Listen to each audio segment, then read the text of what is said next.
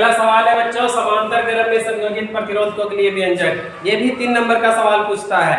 अगर 3 नंबर का श्रेणी क्रम और 3 नंबर का समांतर क्रम वाला अटैच करके पूछे तो ये दीर्घोत्तरीय प्रश्न बन जाता है और वो 5 नंबर के सवाल हो जाते हैं। अभी फिलहाल ये लघुत्तरीय प्रश्न है और दोनों अगर आपको बनाने आ जाता है एग्जाम में, दोनों मिक्स करके दे तो ये 5 नंबर का दीर्घोत्तरीय सवाल पूछता है। आइए समांतर क्रम समझते हैं। आपके घरों में हम उम्मीद करते होंगे कि श्रेणी क्रम के जगह पर समांतर क्रम का इस्तेमाल होता होगा। अक्सर जगहों पर समांतर क्रम का इस्तेमाल होता है। समांतर क्रम के लिए क्या आपके घर में टीवी चलता होगा, उसके लिए अलग स्विच होगा, पंखे के लिए अलग स्विच होंगे, बल्ब के लिए अलग स्विच होंगे, है ना।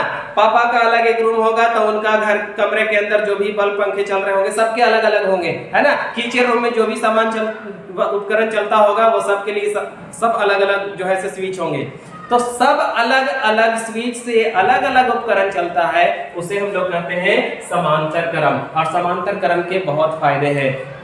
फायदे ये है बच्चों कि जो स्विच ऑन रहेगा और धारा की प्रबलता अगर तेज हो जाए तो सिर्फ वही ना खराब होगा जो ऑन रहेगा, बाकी ऑफ वाले तो बच जाएंगे। तो ये बहुत फायदे होते हैं। चलिए हम लोग इसको व्यंजक सिद्ध करते हैं। व्यंजक सिद्ध करने के लिए आपको क्या करना है, पहले एक परिपथ बना लेना है। परिपथ के लिए आपको यहाँ पर क्या करना है, एक सेल लगा देना है। हमने यहाँ पर एक सेल लगा दिया और यहाँ पर एक हमने स्विच लगा दिया है। ये स्विच लगा दिया और स्विच लगा दिया है तो यहाँ पर देखिए समांतर क्रम में संयोजित प्रतिरोधों के लिए व्यंजक। यहाँ पर भी हम 3 प्रतिरोध लेंगे बच्चों। कितने प्रतिरोध लेंगे, 3 प्रतिरोध लेंगे और 3 प्रतिरोध यहाँ से बना देते हैं। देखिए 3 प्रतिरोध यहाँ से बना देते हैं, 1 और बीच में कट आउट कर लेते हैं 2 और यहाँ से हो जाएगा ये 3। तो ये इधर से जुड़ जाएगा और ये इधर से जुड़ जाएगा। इसको नाम दे दीजिए R1, इसको R2 और इसको R3। देखिए समांतर क्रम में क्या होती है कि सबको वोल्टेज अलग अलग नहीं, सबको बराबर बराबर वोल्टेज मिलेगा।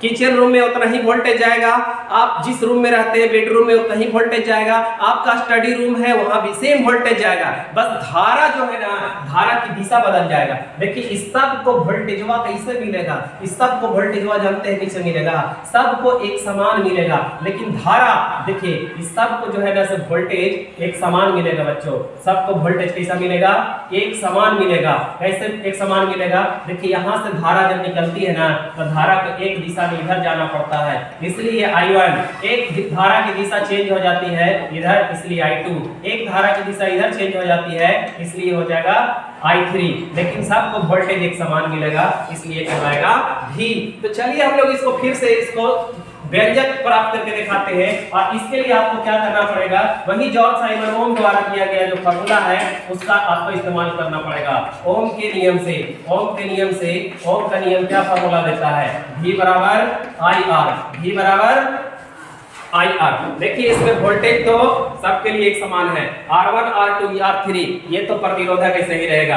I1 I2 I3 यानी आपको फार्मूला I का लगाना है ना कि V का लगाना है। तो आप यहाँ से I निकाल लीजिए। जैसे ही आप I निकालिएगा, देखिए I निकालेंगे तो R नीचे आएगा, V के नीचे आएगा, तो ये बन जाएगा V बटा R, V बटा R। इधर I है बच्चों, I लिख देंगे, यहाँ से लिखेंगे V, R के जगह पर क्या है, आपको 3 प्रतिरोध है तो इसको लिखना है R1 जोड़ V बटा R2 जोड़ V बटा R3। क्योंकि हमने क्या किया है, समांतर क्रम में संयोजित प्रतिरोधकों के लिए 3 व्यंजक लिया है। आप जब बनाने लगेंगे तो लिखेंगे, माना कि 3 प्रतिरोध R1 R2 R3 जिसमें विभवांतर सबके लिए एक समान है किंतु धारा सबके लिए विभिन्न प्रकार के हैं, I1 I2 I3 है। तब ओम के नियम से देखिए बच्चों, इसमें I की जगह पर हम लोग क्या लिख सकते हैं, V बटा R, यहाँ लिख देते हैं V बटा R।